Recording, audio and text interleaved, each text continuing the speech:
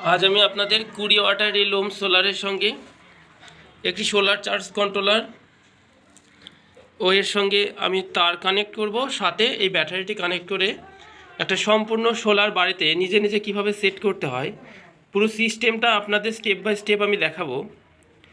এটি আপনারা যদি দেখেন ও আমার দেখানো স্টেপগুলি যদি ফলো করেন তাহলে খুব সহজেই আপনারা আপনাদের নিজেদের বাড়িতে সোলার সিস্টেমটি সম্পূর্ণরূপে নিজে নিজে কোনো টেকনিশিয়ান ছাড়াই সেট আপ করতে পারবেন।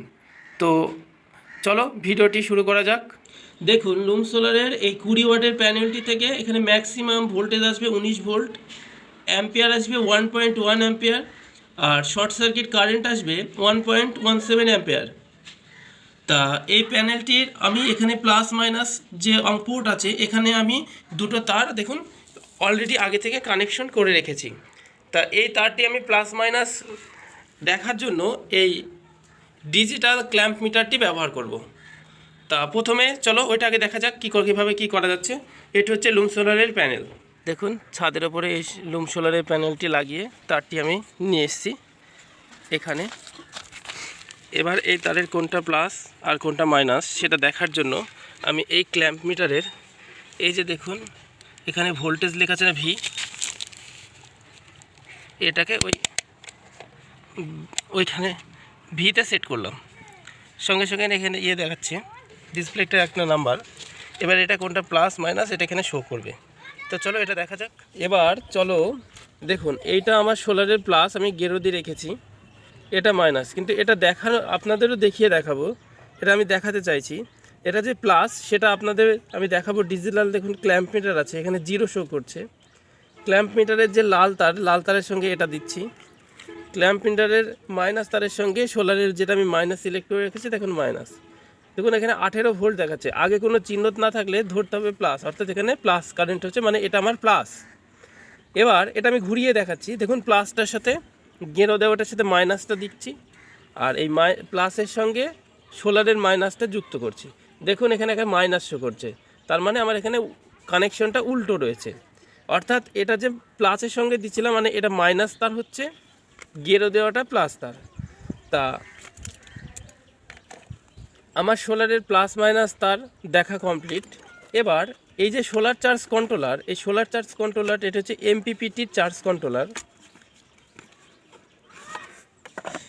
দেখুন এটা হচ্ছে 10 অ্যাম্পিয়ারের একটা এমপিপিটি, চায়না যদিও চার্জ কন্ট্রোলারটা অনেকটাই সুন্দর। দেখুন এই চার্জ কন্ট্রোলারের এখানে মাইনাস একটা সোলারের চিহ্ন দেওয়া রয়েছে, দেখুন এটা হচ্ছে মাইনাস পয়েন্ট, এটা প্লাস পয়েন্ট। এই যে সোলারের তার প্লাস, এই তারটি এখানে যুক্ত করব, আর যে মাইনাস রয়েছে সেটা এখানে যুক্ত করব। আর এই দেখুন ব্যাটারির চিহ্ন, ব্যাটারির মাইনাসটা এখানে, প্লাসটা এই জায়গায় যুক্ত করব। এটা আমার লোডের চিহ্ন রয়েছে, অর্থাৎ লোডের এখানে মাইনাস এখানে প্লাস যুক্ত করব। তা এই চার্জ কন্ট্রোলারটি যুক্ত করার একটা নিয়ম আপনাদের খুব মনে রাখতে হবে। চার্জ কন্ট্রোলারটি সবসময় ব্যাটারিকে আগে কানেক্ট করতে হবে। যদি ব্যাটারিকে আগে কানেক্ট না করে আমি সোলারের এই তারগুলো কানেক্ট করি তাহলে চার্জ কন্ট্রোলারটি নষ্ট হয়ে যাওয়ার সম্ভাবনা অনেকটাই থাকে, বা নষ্ট হয়েও যেতে পারে। এই চার্জ কন্ট্রোলারে এই যে দুটো পোর্ট দেখছেন, এখানে 2 অ্যাম্পিয়ারের যে ইউএসবি, আমরা যে বাড়িতে মোবাইল ব্যবহার করি সেই মোবাইলের চার্জ দেওয়া যাবে। তা এটা খুবই সুন্দর। এটার সঙ্গে আপনি আপনার ইচ্ছার মতো ভোল্টেজগুলো সেটিং করে নিতে পারবেন, এবং এটাকে সেট করার জন্য দেখুন এখানে 3টে সুইচ রয়েছে। তা বেশি কথা না বলে চলো আগে কানেক্ট করি। প্রথমে আমি কানেক্ট করব এই যে ব্যাটারিটা দেখছেন, এই ব্যাটারির দেখুন এই প্লাস টার্মিনাল ও মাইনাস টার্মিনাল। প্রথমে আমি এই প্লাস টার্মিনালের তারটি যুক্ত, দেখুন এই প্লাসটা এই প্লাস পয়েন্টে দিচ্ছি, এবং এটা দেওয়ার পর আমাকে এইটা খুব শক্ত করে অর্থাৎ টাইট করে আমাকে স্ক্রুটা লাগিয়ে দিতে হবে। লুজ কানেকশন হলে অনেক সময় সার্কিট পুড়ে যাওয়ার সম্ভাবনা থাকে, আপনারা একটু খেয়াল করবেন। আর মাইনাস পয়েন্টটি আমি এই মাইনাস অংশের সঙ্গে যুক্ত করে দিচ্ছি।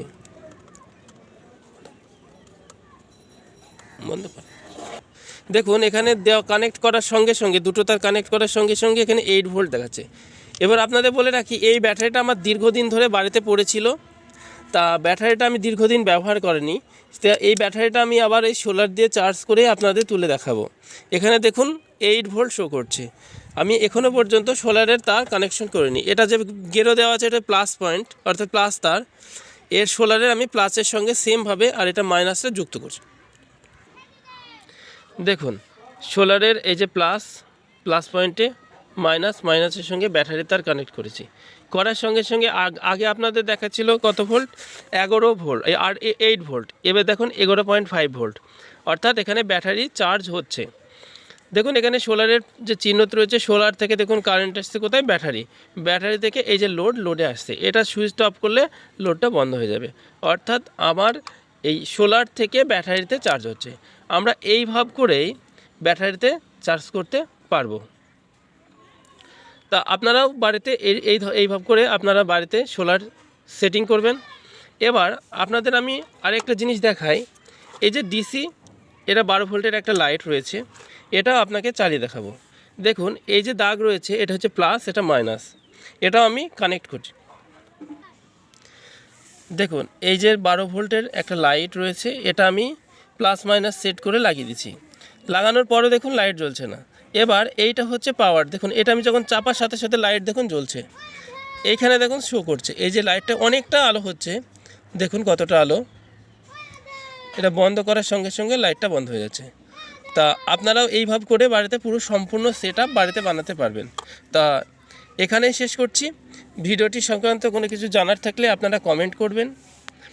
যদি ভিডিওটি ভালো লাগে বন্ধুদের শেয়ার করতে পারেন, ও এই সংক্রান্ত আরও কোনো কিছু যদি আপনারা জানতে চান তাহলে কমেন্ট করে আমাকে জানাবেন।